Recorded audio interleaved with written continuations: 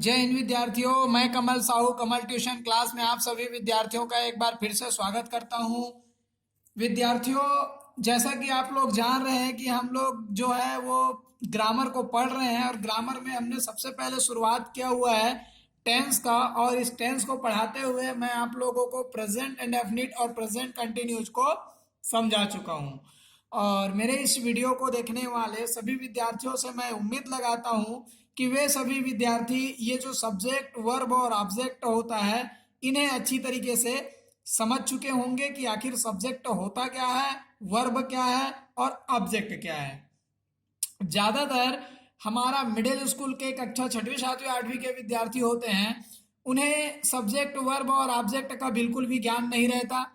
यही कारण है मैं आप लोगों को सब्जेक्ट वर्ब और ऑब्जेक्ट होता क्या है इसे भी प्रारंभ के वीडियो में बताया हूँ और उनको याद करने के लिए आप लोगों को बोला हूँ। तो उम्मीद करता हूँ आप लोग उसको याद कर चुके होंगे। अब हम जब प्रेजेंट इंडेफिनिट और प्रेजेंट कंटिन्यूस टेंस पढ़े हैं तो थोड़ा से उसको रिपीट कर लेते हैं कि आखिर इन दोनों टेंस में हम लोगों ने क्या पढ़ा और किस तरीके से पढ़ा।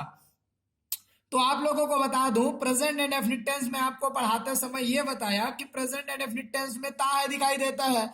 वहीं पास्ट इंडेफिनिट पास्ट कंटिन्यूस की बात करें तो पास्ट कंटिन्यूस पढ़ाते समय मैंने आपको बोला कि इस टेंस के वाक्यों के अंत में रहा है दिखाई देगा। तो हमें इसकी जानने के लिए सबसे अच्छा तरीका यह है कि ता है दिखाई दिया तो इंडेफिनिट और रहा है दिखाई दिया तो आईएनजी। अब इन्हें अंग्रेजी में बदलने के लिए वर्ब का फर्स्ट फॉर्म इंडेफिनिट में प्रयोग करना पड़ता है। वही फर्स्ट फॉर्म के साथ में कंटिन्यूज में क्या होता है, आईएनजी लगाना पड़ता है। बात करते हैं इंडेफिनिट टेंस की अगर हेल्पिंग वर्ब का, तो यहां हमें दो दिखाई देता है, डू और डज। इस हेल्पिंग वर्ब के बाद बात करते हैं कंटिन्यूज की, तो यहां हमें दिखाई देता है इज एम आर 3। अब इनके बाद क्या होगा, इनको क्रम के हिसाब से हमने सिंपल, निगेटिव, इंट्रोगेटिव, इंट्रोनिगेटिव बनाया। इसको भी सिंपल, निगेटिव, इंट्रोगेटिव, इंट्रोनिगेटिव चार भाग में हम लोग बांट के बनाते हैं।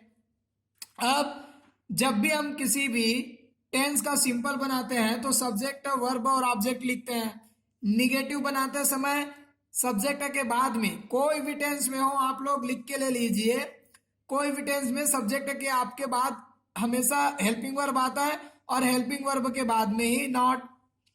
वही बात करते हैं इंट्रोगेटिव का, तो इंट्रोगेटिव में टेंस कोई भी हो हेल्पिंग वर्ब को हमें शुरू में लगाना पड़ता है। यहां बात करते हैं कंटिन्यूज में, तो ये देखिए सब्जेक्ट के बाद में is am are helping verb लगा है। इसी हेल्पिंग वर्ब के बाद में निगेटिव बनाते समय नॉट लगाना पड़ता है। इंट्रोगेटिव में इसी हेल्पिंग वर्ब को शुरू में रखना पड़ता है। इंट्रोनिगेटिव में इस सब्जेक्ट के बाद में नॉट लगाना पड़ता है। और दोनों ही चीज थोड़ा थोड़ा एक जैसा ही है। अब बढ़ते हैं कल के हमारे होमवर्क की ओर। जैसे मैं आम खाता हूं, तो ये subject I, verb eat, mango object. वह स्कूल नहीं जाती है, ये देखिए सब्जेक्ट सी, लड़की है तो डू डज में से डज लगा लिए, नॉट, फिर उसके बाद वर्ब गो, ऑब्जेक्ट स्कूल। इंट्रोगेटिव में ये जो हेल्पिंग वर्ब है वो शुरू में लग गया, यहां वी के साथ डू लगता है इसलिए डू लग गया, तो डू वी फ्लाई काइट बन गया। आगे वह फुटबॉल नहीं खेलता है तो does he not play football. Continues की बात अलग अलग इसीलिए क्यों, ये कंटिन्यूज है तो कंटिन्यूज में आई के साथ एम लगता है, सी के साथ इज लगता है, वी के साथ आर लगता है, नाम के साथ इज लगता है। कोई भी जगह में हो वर्ब के साथ आईएनजी, वर्ब के साथ आईएनजी, वर्ब के साथ आईएनजी, वर्ब के साथ आईएनजी लगाना पड़ता है। और ऑब्जेक्ट हमेशा लास्ट में रहता है। तो इस तरीके से आपका होमवर्क होता है कंप्लीट, आप लोग मिलान करके देख सकते हैं। अब बढ़ते हैं आज के हमारे प्रेजेंट परफेक्ट टेंस की ओर। और प्रेजेंट परफेक्ट टेंस से भी पहले हमें क्या करना होगा, प्रेजेंट परफेक्ट टेंस में हमको वर्ब का थर्ड फॉर्म का जरूरत पड़ेगा। तो ये रहा है आप लोगों के सामने वर्ब का थर्ड फॉर्म। जैसे कि आप लोग देख पा रहे हैं, first form, second form, third form. इसको आप लोग स्क्रीनशॉट ले लीजिए, ठीक है। पूरा पूरा आप लोग इसको स्क्रीनशॉट ले सकते हैं कि किस प्रकार से हम लोग वर्ब का जो फॉर्म है उसको पढ़ेंगे। तो स्क्रीनशॉट लेने के लिए ये देखिए आप लोगों के सामने रख दिया मैं, आना जाना, खाना पीना, लेना देना, सभी के स्क्रीनशॉट आप लोग ले सकते हैं, ठीक है। या और कुछ वर्ब है इनका भी आप लोग स्क्रीनशॉट ले सकते हैं, थोड़ा से रोक करके वीडियो को। तो इस तरीके से आप लोग अगर ये 45 वर्ब का फॉर्म का अगर फोटो आपको लोग स्क्रीनशॉट ले चुके होंगे तो इनको आप लोग याद करना अपने घर में बैठ। तो विद्यार्थियों, आज हमें पढ़ना है प्रेजेंट परफेक्ट टेंस, जिसको हिंदी में हम बोलते हैं पूर्ण वर्तमान काल। पहचान है कि इस टेंस के वाक्यों के अंत में हमें चुका है, चुकी है, चुके हैं इस तरीके से दिखाई देंगे। तो विद्यार्थियों, जैसे कि आप लोग जानते हैं हर एक टेंस में क्या होता है, पहले में ता है दिखाई दिया, दूसरा वाला में रहा है दिखाई दिया, आज इस तीसरे टेंस में पढ़ते हैं तो यहाँ हमें चुका है दिखाई देता है। तो पहचान आप लोग देख के बना सकेंगे किस प्रकार से हम उसको पहचानते हैं। अब बढ़ते हैं इनके नियम की ओर। जो आज का टेंस है चुका है, तो आपको बता दूं इस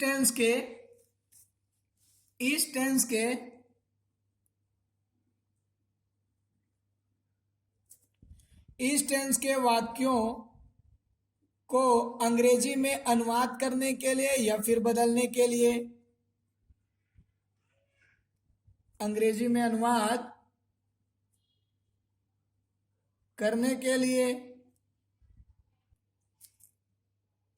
तो इस टेंस के वाक्यों को अंग्रेजी में अनुवाद करने के लिए हैव, HAVE हैव या HAS हैव या हैज का प्रयोग करते हैं और V3 लिखते हैं। जैसे कि मैं आप लोगों के साथ में चर्चा कर रहा था कि यहां हमको वर्ब का थर्ड फॉर्म का प्रयोग करना होगा और हमें एक बार नया हेल्पिंग वर्ब में दिखाई दिया है हैव और हैज। तो आपको बता दूं, आप हैव जो है वो IVU दे के साथ में प्रयोग करोगे इस टेंस में, और ये जो हैज है उसे हम ही, सी, इट या फिर नेम के साथ में प्रयोग में लेकर के आएंगे। अब बढ़ते हैं इसके क्रम की ओर। तो क्रम कहता है सबसे पहले सब्जेक्ट, सब्जेक्ट के बाद हेल्पिंग वर्ब जो हमारा हैव या हैज है इसे लिखेंगे, फिर V3 का प्रयोग होगा और ऑब्जेक्ट। जैसे एग्जांपल, मैं अंग्रेजी लिख चुका हूं। तो इस तरीके के प्रश्नों को आपको अंग्रेजी में बदलने के लिए सबसे पहले सब्जेक्ट लिखना पड़ता है। हेल्पिंग वर्ब दोनों में से आई के साथ में जैसे देख पा रहे हैं हैव लगता है, तो आई हैव हो जाएगा। वर्ब का थर्ड फॉर्म, तो आप सभी को तो वर्ब का थर्ड फॉर्म याद करना पड़ेगा, कम से कम 45 जिसको आप लोग स्क्रीनशॉट लिए हैं, तो इन 45 को आप याद कर लीजिए, आपका पूरा अंग्रेजी ऑटोमेटिक वर्ब का थर्ड फॉर्म हो जाएगा फिर याद। रिटर्न ऑब्जेक्ट है अंग्रेजी, तो ENGLISH इंग्लिश। बात करते हैं इसके दूसरे हमारा एग्जाम्पल की ओर। तो वह भोजन पका चुकी है। जैसे कि पहचान बोला गया है कि इस टेंस के वाक्यों के अंत में चुका है, चुकी है रहेगा, तो ये हो गया सी के साथ में हमने लगाया हैज। पकाना का थर्ड फॉर्म कुक्ड हो जाएगा, भोजन को फूड बोलते हैं। तो इस तरीके से हम लोग अंग्रेजी इसका अनुवाद करते हैं, ज्यादा कठिन नहीं है। अब बढ़ते हैं इसकी निगेटिव की ओर। NEGATIVE निगेटिव, हिंदी में क्या बोला जाएगा, नकारात्मक।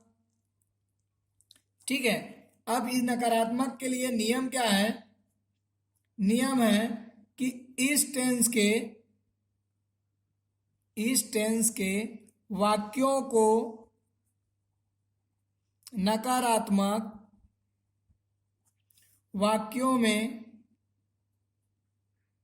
बदलने के लिए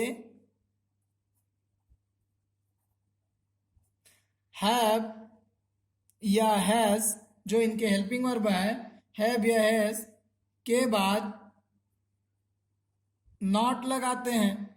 तो कोई भी हेल्पिंग वर्ब के बाद में नॉट लगाने के बाद से ही निगेटिव वो बन पाता है, तो नॉट लगाते हैं और V3 लिखते हैं, मतलब वर्ब का थर्ड फॉर्म लिखते हैं। किस तरीके से, क्रम देखिए, सबसे पहले सब्जेक्ट, फिर उसके पश्चात हमें हैव या हैज को लगाना है और उसके बाद नॉट यहाँ प्रयोग हो रहा है तो नॉट को लिखना है, फिर वर्ब का थर्ड फॉर्म लिखना है और उसके बाद ऑब्जेक्ट। जैसे एग्जांपल है कि वे मछली नहीं पकड़ चुके हैं।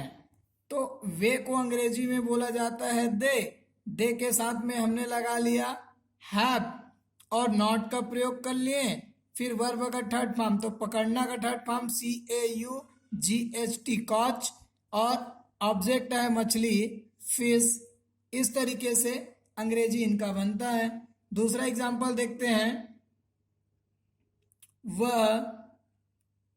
वह आम नहीं खा चुका है। वह आम नहीं खा चुका है। तो इन्हें अंग्रेजी में बदलने के लिए लड़का के लिए है तो ही हो गया। ही के साथ में हमने लगा लिया हैज। फिर लिखेंगे नॉट को। खाना का थर्ड फॉर्म ईटन होगा। Eat ate eaten, third form eaten है। ऑब्जेक्ट है आम तो मैंगो।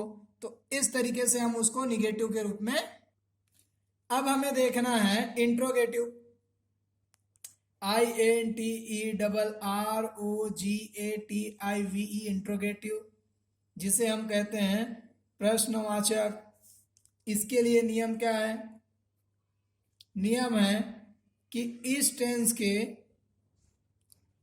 टेंस के वाक्यों को प्रश्नवाचक वाक्यों में बदलने के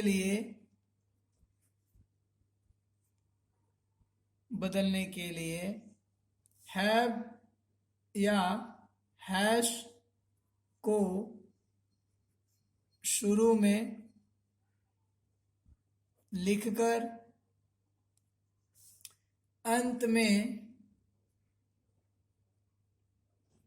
प्रश्नवाचक चिन्ह लगाते हैं तथा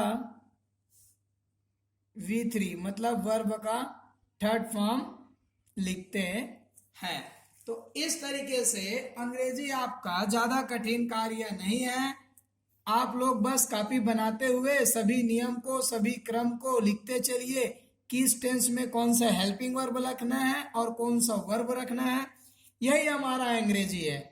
तो सबसे पहले यहाँ आ जाएगा हैव या हैज, और उसके बाद सब्जेक्ट, फिर वर्ब का थर्ड फॉर्म और ऑब्जेक्ट और क्वेश्चन मार्क। ठीक है, जैसे यहाँ बोला गया इस टेंस के वाक्यों को प्रश्नवाचक वाक्यों में बदलने के लिए हैव या हैज को शुरू में लिखकर अंत में प्रश्नवाचक चिन्ह लगाते हैं और तथा वर्ब का थर्ड फॉर्म लिखते हैं। एग्जाम्पल, क्या पिताजी कार्य कर चुके हैं। सब्जेक्ट हमारा पिताजी जो है वो नाम में गिनती आता है, इसलिए हैज हो जाएगा हमारे सामने सबसे पहले। सब्जेक्ट है पिताजी, तो पिताजी को अंग्रेजी में बोलते हैं फादर, FATHER फादर, तो हैज फादर। अब ये वर्ब का थर्ड फॉर्म है, तो करना का थर्ड फॉर्म होता है done, do did done. Object है कार्य, तो कार्य को बोला जाता है वर्क, और इस तरीके से प्रश्नवाचक निशान। तो ये हमारा सही बनाने का, इस तरीके का पढ़ने का नियम है। क्या मैं दूध बेच चुका हूं। ठीक है, तो सबसे पहले मैं के लिए होता है हैव, तो हमने रख लिया हैव को पहले, फिर लिख लिया आई। बेचना का थर्ड फॉर्म सोल्ड होता है, और दूध मिल्क यहाँ ऑब्जेक्ट है तो लास्ट में आएगा और प्रश्नवाचक निशान। तो उम्मीद करता हूं आप लोग इसको, जिस प्रकार से मैं आपको लिख लिख के दिखा रहा हूं, काफी मदद मिल रहा होगा आप लोगों को इसे पढ़ने में। तो इंट्रो निगेटिव अब हमें पढ़ना चाहिए। तो इंट्रो निगेटिव पढ़ने के लिए उसका नियम कहता है इस टेंस के वाक्यों को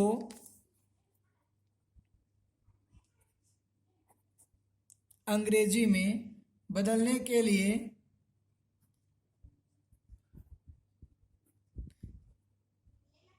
हैव या हैज को शुरू में लिखकर अंत में प्रश्नवाचक चिन्ह लगाते हैं, प्रश्नवाचक चिन्ह लगाते हैं तथा सब्जेक्ट के बाद नॉट लिखते हैं और V3 लिखते हैं। तो ये बात आप लोग याद रखिए कि पूरा परफेक्ट टेंस में चाहे सिंपल हो या निगेटिव या इंट्रोगेटिव, हर बार हमें V3 का प्रयोग करना होगा। क्रम हो जाएगा इस बार हैव या हैज पहले लिखना है, उसके बाद सब्जेक्ट होता है और सब्जेक्ट के बाद में यहाँ पर नॉट लगाना है एनओटी, प्लस वर्ब का थर्ड फॉर्म प्लस ऑब्जेक्ट और लास्ट टाइम प्रश्नवाचक। जैसे एग्जांपल, क्या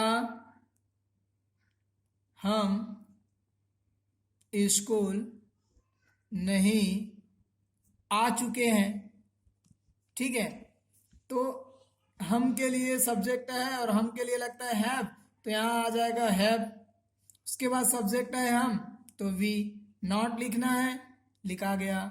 ऑब्जेक्ट है आना, थर्ड फॉर्म भी कम ही होता है। ऑब्जेक्ट है स्कूल, तो इस तरीके से इसका हमारा अंग्रेजी हो गया।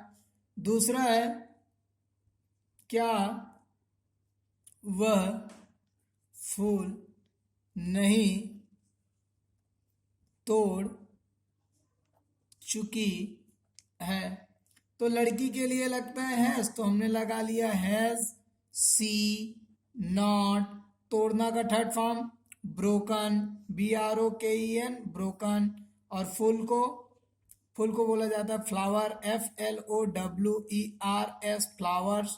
इस प्रकार से आज का हमारा परफेक्ट टेंस होता है समाप्त। तो तीनों टेंस में हमने क्या देखा, प्रेजेंट इंडेफिनिट टेंस में ता होता है, वहां वर्ब का फर्स्ट फॉर्म लगता है, हेल्पिंग वर्ब के रूप में हम लोग डू और डच को लिखते हैं। बात करते हैं कंटिन्यूस टेंस का, तो दूसरा टेंस में हमने देखा इसके अंत में ता दिखाई देगा। वही बात करते हैं इनके हम लोग अगर वर्ब का, तो वर्ब के साथ में हमें प्रयोग में लाना होता है ING को, और is am are helping verb लगाते हैं। आज का जो टेंस हमने पढ़ा आज के वीडियो के माध्यम से, प्रेजेंट परफेक्ट टेंस, और प्रेजेंट परफेक्ट टेंस में क्या होगा, काम पूरा होगा, पूर्ण वर्तमान काल है, तो यहाँ चुका है, दूध बेचने का काम कंप्लीट हो चुका है, ठीक है। तो इस तरीके से जहां चुका है चुकी दिखाई देगा वो परफेक्ट होगा, और चुका वाला टेंस में वर्ब का थर्ड फॉर्म प्रयोग करना है। हेल्पिंग वर्ब हमारा हैव और हैज है, किनके साथ में लगता है, तो हैव लगता है IVU दे के साथ, हैज लगता है सीट नेम के साथ। उम्मीद करता हूँ मेरे सभी स्टूडेंट को आज का हमारा जो वीडियो है वो बहुत ही पसंद आएगा। सभी विद्यार्थियों से निवेदन है इन सभी वीडियो को आप लोग देखते हैं और आप लोगों को सीखने में मदद मिलता है, तो अपने दोस्तों को शेयर कीजिए, अधिक से अधिक संख्या में वीडियो को देख करके अंग्रेजी का लाभ उठाएं। लॉकडाउन के कारण से किसी विद्यार्थियों को पढ़ने के लिए जा भी नहीं पा रहे हैं, तो इस तरीके से आप लोग थोड़ा से वीडियो को लाइक भी कर दीजिए, ताकि मेरे को भी वीडियो बनाने के लिए थोड़ा से क्या बोला जाए, एक पावर मिले कि हाँ भाई मेरे वीडियो को बहुत विद्यार्थी लाइक करते हैं, सभी लोग देख पा रहे हैं इस तरीके से। और आप लोगों का जो अंग्रेजी है इसी तरीके से मैं आप सॉल्व करते रहूँगा, सिखाते रहूँगा आप सभी लोगों को। देखते हैं आज के हमारे होमवर्क क्या है। तो आज के होमवर्क में हम क्या करेंगे, प्रेजेंट इंडेफिनिट के कुछ प्रश्न, प्रेजेंट कंटिन्यूस के कुछ प्रश्न और प्रेजेंट परफेक्ट के कुछ प्रश्न को बना करके आएंगे, जो आपको नेक्स्ट वीडियो में उसका आंसर दिखाया जाएगा। तो ये रहा विद्यार्थियों आप लोगों का होमवर्क, जो कि 4 टेंस जो है वो प्रेजेंट इंडेफिनिट टेंस का है। यही मैं एक बार फिर से बोल देता हूँ, ये सभी टेंस में आप लोग डू और डच को लगाइए, वर्ब का फर्स्ट फॉर्म। ये सभी टेंस कंटिन्यूस से है, तो कंटिन्यूस में आप लोग वर्ब के साथ ING लगाइए और यहाँ इज या एम या आर का प्रयोग करना होगा। बात करें आज के टेंस के परफेक्ट टेंस, तो यहाँ वर्ब का थर्ड फॉर्म का प्रयोग होगा, और हेल्पिंग वर्ब की बात करें तो हैव और हैज का प्रयोग होगा।